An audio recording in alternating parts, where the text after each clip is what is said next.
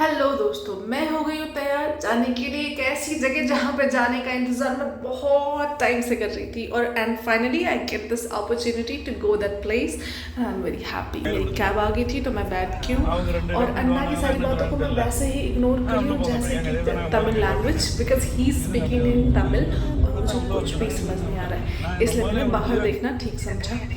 ये है मेरे हॉस्टल से चेन्नई एयरपोर्ट जाने का रास्ता, जो कि सुंदर है। ऑफ कोर्स चेन्नई बहुत गर्म है, पर just you can see the greenery outside. और यही हरियाली हमें ऐसा फील कराती है कि इतना भी गर्म नहीं है।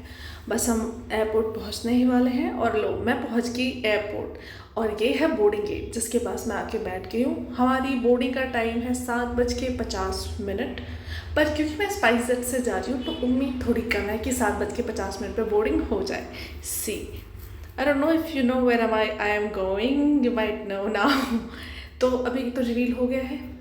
देखो 7:50 हो गए, बोर्डिंग अभी तक शुरू नहीं हुई है एंड आई एम वेटिंग। और फ़्लाइट लेट हो चुकी है दोस्तों, क्योंकि देखो 8:20 हो गए। 8:30 पर डिपार्चर था और अभी तक बोर्डिंग ही नहीं हुई है। खैर अब बोर्डिंग हो गई है। ये मैं हूँ और ये मेरा बोर्डिंग पास और बैग, और ये हैं वो सारे पैसेंजर जिनके साथ मैं सेम फ्लाइट में जाने वाली हूँ।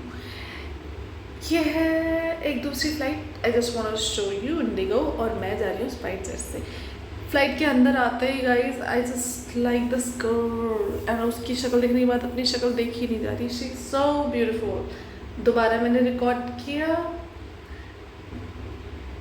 But it's not only me who is recording, ये अंकल ने भी रिकॉर्ड किया है guys, so it's not only me. Okay, हमारी फ़्लाइट रनवे पे रन कर रही है और कुछ देर में हम होंगे आसमानों में। And yes, now we are in the sky and the view is really beautiful as you can see outside of the window।